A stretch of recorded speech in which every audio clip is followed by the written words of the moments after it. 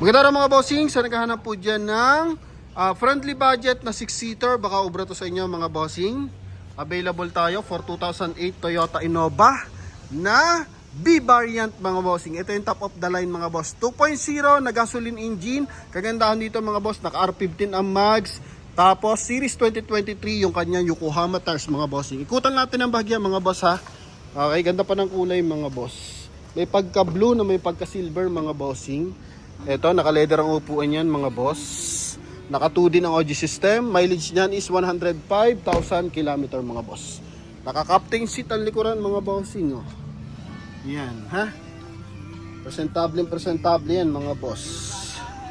Okay, 100% to na hindi binaha mga bossing. Walang basag yung ating taillight tsaka headlight mga boss.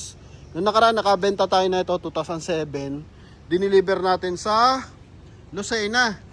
So ngayon mga boss, 2008 to, parang 380 yun ata o 375 mga boss. Di ko lang matandaan. Pero ito mga bossing, 405,000 lang to mga boss. Ano? Kasama na dyan yung transfer of ownership. Kaya sa mga nakaka-interest mga bossing, ito, papakita natin kung ano meron dito mga boss. Mga minor issue, papakita rin natin mga bossing. Ha? Automatic transmission mga boss syempre. Okay? Yan.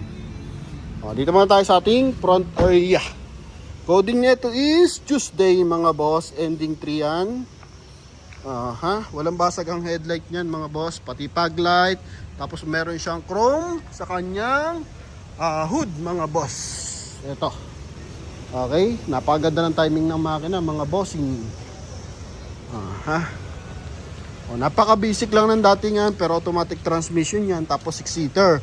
Sa side, naka 5 stud mga boss. Tapos R15 na Yokohama tires series 2023 na 95% red light pa yung gulong. Sobrang kapal pa. Then, chrome under handle. Chrome din yung kanyang side mirror cover. May rim visor na rin siya mga boss. Okay, pakita naman natin sa interior. Dito muna tayo sa ating door panel mga boss. Chrome, door opener, wood accent.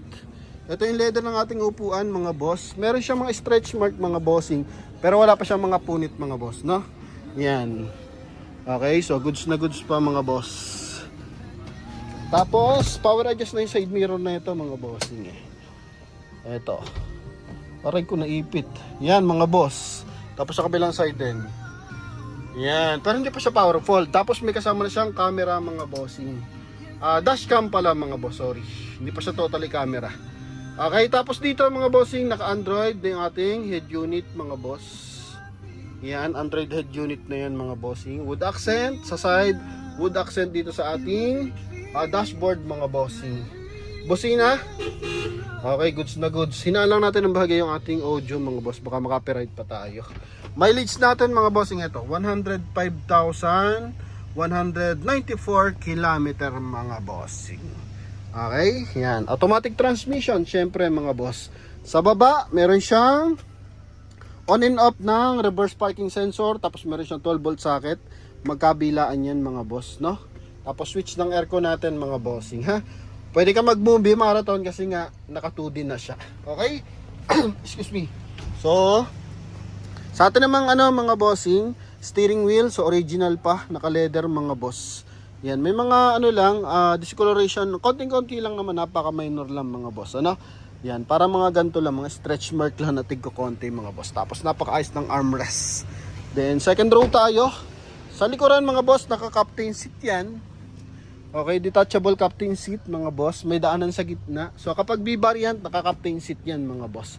Ceiling natin, so nandyan yung ating aircon vent. Yan, okay, nandyan mga boss. Ito lang, may mga concern lang tayo. Yan lang mga bossing. Mga minor lang naman. Buo naman siya. Yun nga lang, yung mga ibang panel, so naghihiwa-hiwalay mga bossing. Pero wala pang bungi. Okay? Tapos dito, wood accent din mga boss. Door opener. Tapos tint natin, naka 3M. Yan, ha? Check lang natin paano ma-open yung likuran. Dito sa hood. So check natin mga boss. Kasi may nakaharang sa plaka mga bossing. Yung ating plaka nakaharang. So check natin paano ito mabubunot. Yun, okay na. Ito yung likuran yan. Okay, so good for 7-seater. So ganyan yung mga lower niya mga bossing. Hanggang third row yung lower niya mga boss. Okay. Ha? Upuan hanggang third row, naka-leather mga bossing. Yan. Maayos yung kanyang mga hydraulic assist, mga taillight, magkabilaan mga boss. May 2-eye sensor. Yan yung kanyang reverse parking sensor. B-bar yan to mga boss. Yan, nalaglag na. So lumabas na yung plaka natin mga bossing. Coding Tuesday ha mga boss. Ito yung kabilang side. Minsan kasi tinatakpan natin yung plaka para for privacy na makakabili yung mga boss. Okay, yun lang naman. Ito mga boss. Ito yung kanyang mga aircon vent mga boss, no? Yan. Okay. So, pwede naman natin ihirit na lang yung kay bossing. Mura lang naman yung ganyan, parang pag Innova, mura lang mga ito pyesa eh. Parang 250 ata isa niyan mga boss. So kung apat, so 1,000. So basta ganun. Tawag lang kayo sa akin if ever na interesado kayo. Hirita na lang natin about dyan mga boss. Or pa-orderan natin sa kanila mga bossing, no? Yan. So kabilang side na upuan, ito maayos mga bossing. Puro stretch mark lang, wala pang napalitan na leather mga boss. Okay? Tapos may dismatting. Yan mga boss. Window maayos mga bossing ha. Tapos punta tayo sa ating engine bay mga boss. Ito is timing chain na to mga ganito mga bossing ha. Basta gasoline engine. Yan, pakita lang natin yung kanyang engine bay. Bukas na pala. Andi, nabuksan pala yung sa ating fuel mga boss. For detailing pa to totally mga boss. Trade in to sa ating 2015 na kulay red. Di ko pa na-upload yun mga bossing, no? Pero hindi ko na-upload, syempre nabenta na eh.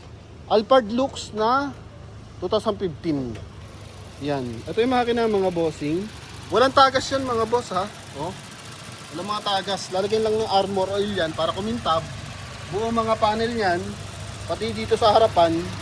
Tapos naka Motolite Enduro mga boss. Ganda ng timing ng makina mga bossing. Goods na goods pa to. Magkabilaan, walang tagas mga boss. Pinaka-importante yan kasi yung valve cover mga bossing. Minsan tumatagas yung pag na-expired na. Okay? Pero kahit hanggang ilalim, wala po iking tagas. So sa mga interesado, pwede rin kayo magpadala ng mekaniko. Kung wala kayo idea sa sasakyan, pero pwede ko rin kayong bigyan ng mga tag dito, initial kung paano yung pag-aalaga sa sasakyan. Ano? Yan, marami tayong tinuturuan about sa mga ganyan. Lalo yung mga first timer bibili sa atin ng sasakyan. So unang-una, dokumento, inaayos natin yan. Unit na ibebenta sa kanila, inaayos din natin mga boss. Ano? So kung meron man naka-declared dito o concern, so dinideclared naman natin.